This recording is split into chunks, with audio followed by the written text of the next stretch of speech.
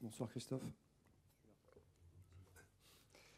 En une semaine, ton équipe vient de passer 2 tests d'importance contre 2 équipes qui sont candidats à l'Europe au sens large. Et avec la manière, est-ce que aujourd'hui, on peut dire que Lille ne peut plus se cacher et qu'il est candidat à l'Europe? Il faut profiter de l'instant présent. On vient de faire 2 belles performances dans des registres sûrement un peu différents, mais alors qu'il y avait une exposition sur nous et on a toujours un peu de crainte quand on est exposé, de prendre vite feu ou de croire que les choses sont faciles et qu'on peut les répéter facilement. Non, les choses, on ne les répète pas facilement. C'est beaucoup de travail, beaucoup d'investissement. Et sur ces 2 rencontres, bien évidemment que je suis satisfait du comportement de l'équipe, du groupe, même si sur ce match-là, sur l'entame du match, et tant qu'on est resté sur le rythme de l'adversaire, on a souffert. C'est une équipe, comme vous l'avez si bien dit, qui est appelée par rapport au classement qui a été fait, qui est appelée à jouer dans les 5 premières places et à vouloir retrouver l'Europe. Et ça a beaucoup d'expérience, beaucoup de qualité technique, beaucoup d'intelligence dans le jeu. Et à partir du moment où nous avons changé de rythme, notamment en deuxième période, sur notre temps fort, nous avons mis en difficulté l'adversaire. Tant qu'on est resté à jouer à leur rythme, on a fait une entame de match très poussif, même si on a marqué. On a fait une entame de match très poussive et il a fallu accélérer dans la transmission de balles, dans les courses, dans la percussion pour pouvoir prendre l'avantage. Ensuite, nous avons eu pas mal de petits problèmes physiques, notamment José Fonté, qui avait déjà eu une alerte en cours de match contre Marseille. Et ce changement-là, évidemment, je savais l'incidence que ça pouvait avoir, non pas sur un plan technico-tactique, parce que Yves Davila me donne beaucoup de satisfaction et nous apporte beaucoup de garanties, mais qu'on allait souffrir dans certains secteurs de jeu et que physiquement, on pouvait le payer. Et ça a été le cas, puisque Mendes est sorti très fatigué, Seki est sorti avec une petite blessure aussi, et que les atouts offensifs que nous avions sur le banc, on n'a pas pu s'en servir. Il a fallu s'organiser très précisément pour ne pas concéder beaucoup de situations et profiter du ballon qui allait se présenter à un certain moment. Et dans ce sens-là, voilà, j'apprécie énormément ce 3e but parce que les joueurs, voilà, ils l'apprécient ce 3e but parce que c'est quelque chose quand même qu'on travaille beaucoup et que c'est pas facile à réaliser à cette allure-là et en fin de match. Et ils sont arrivés à le réaliser. Bonsoir Christophe. Il y a un tarif maison, c'est écrit dans le vestiaire. Personne ne sort ici sans prendre moins de 3 buts, parce que ça prouve quelque chose. Il n'y a pas que se cacher ou pas se cacher, mais ça prouve aussi quelque chose. Oui, on a ce potentiel offensif, mais comme j'ai dit avant le match, à mon groupe, c'est évidemment ce potentiel offensif, mais avant le match, on est quand même la meilleure défense du championnat. Et pour que notre secteur offensif puisse s'exprimer et utiliser les qualités intrinsèques des uns et des autres, il faut qu'on fasse des efforts tous ensemble et qu'on soit une équipe très, très compacte.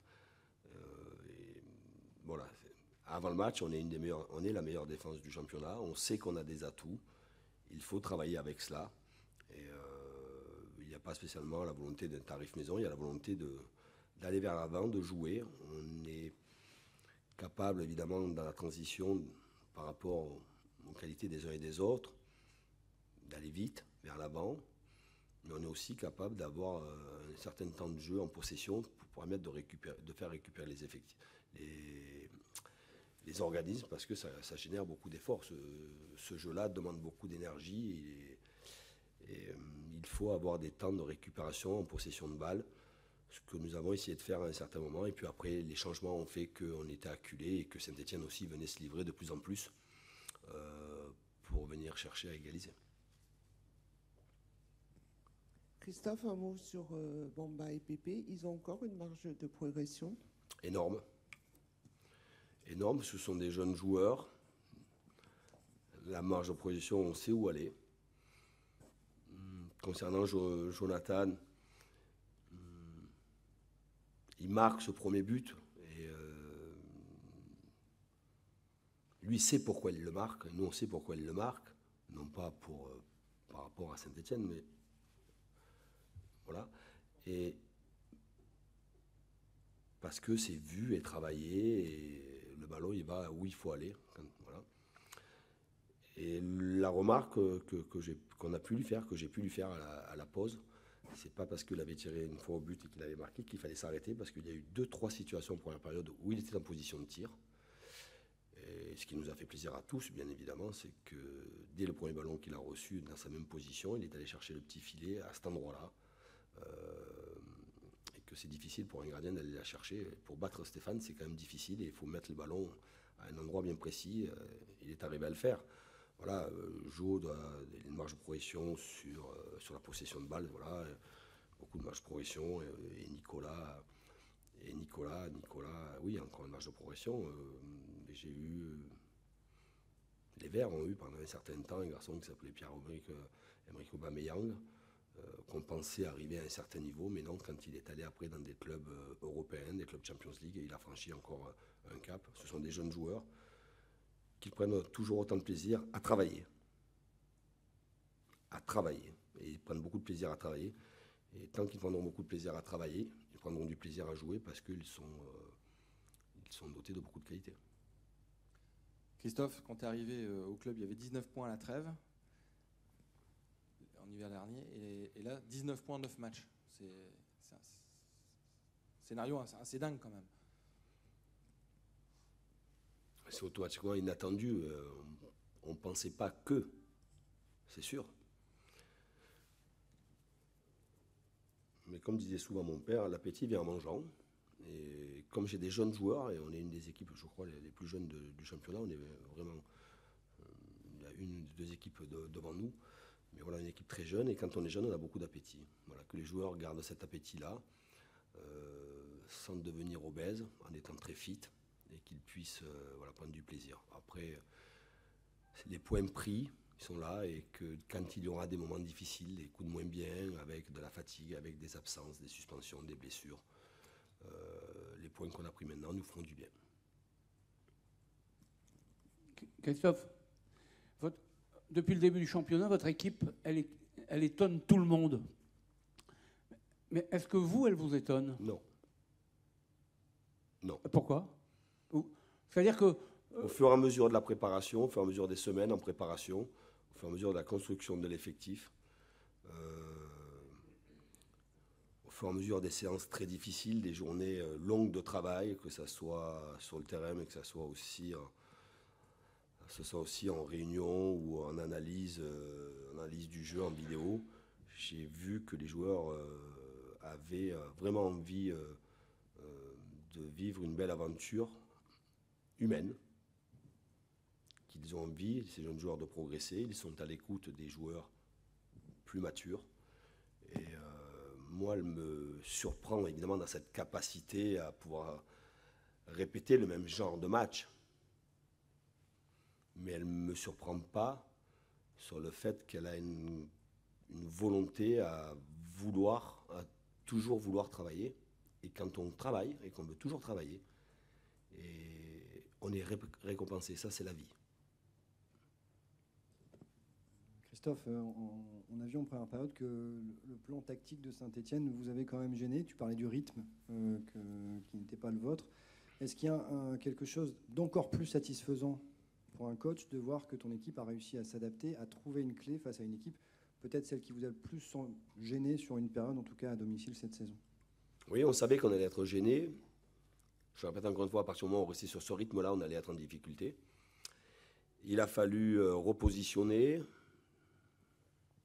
dans cet secteur précisément, et puis surtout faire comprendre, et non pas imposer, mais faire comprendre aux joueurs et à mon équipe qu'elle devait jouer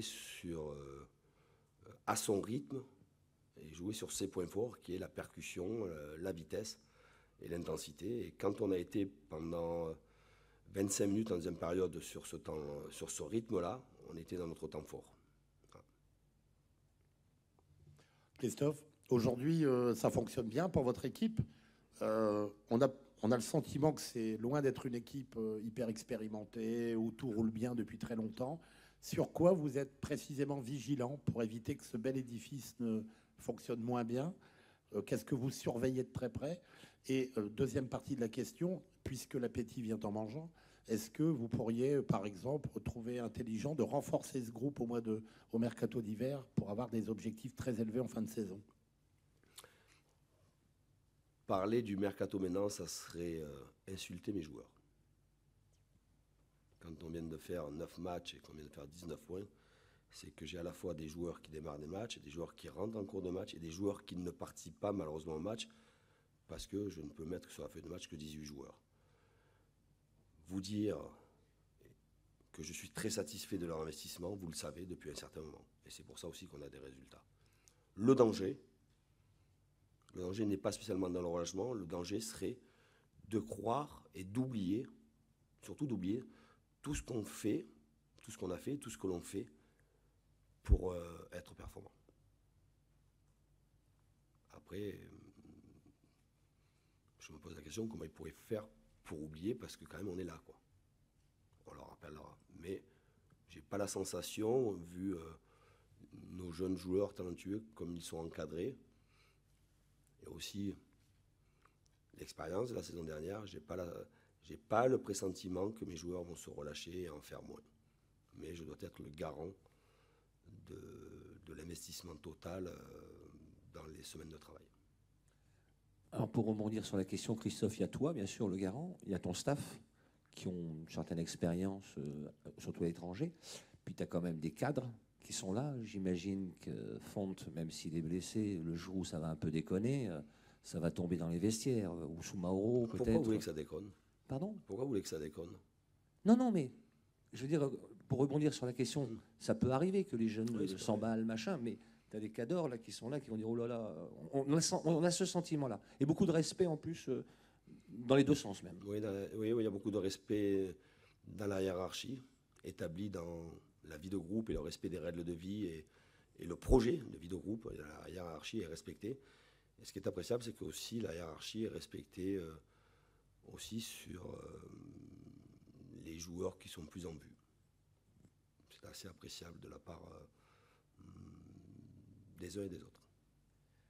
Lorsque le mercato, enfin pas le mercato, la période de transfert est arrivée, tu nous avais dit on cherche encore un milieu avec de l'expérience. Est-ce que finalement Tcheka ne te surprend pas de match en match et c'est peut-être celui-là que Tcheka s'améliore de match en match. Quand il a démarré, quand il a démarré avec nous, il n'avait pas joué pendant 4-5 mois à Dijon, donc il était en manque de rythme, en manque de repères, dans une organisation et des demandes différentes de ce que pouvait lui demander Olivier Dalloglio. Il a fallu faire beaucoup de réglages, beaucoup de travail, beaucoup d'analyse, beaucoup d'échanges, quelquefois même en perdre un peu la voix, mais ça passe aussi comme ça, quelquefois. Mais voilà, il progresse, il est constant et il a cette capacité à avoir du volume. Mais à côté de lui, c'est surtout les prestations de Thiago Mendes qui, ce soir, est sorti épuisé, mais qui donne beaucoup, et qui met beaucoup de qualité dans le jeu, s'investit beaucoup. Et il a 26-27 ans, il est comme un Rui Fonte, comme Adama. Ce sont des joueurs qui ont certains vécu, une certaine maturité, qui sont plus aptes à gérer les situations, celles qui sont en haut et celles qui sont en bas. Voilà.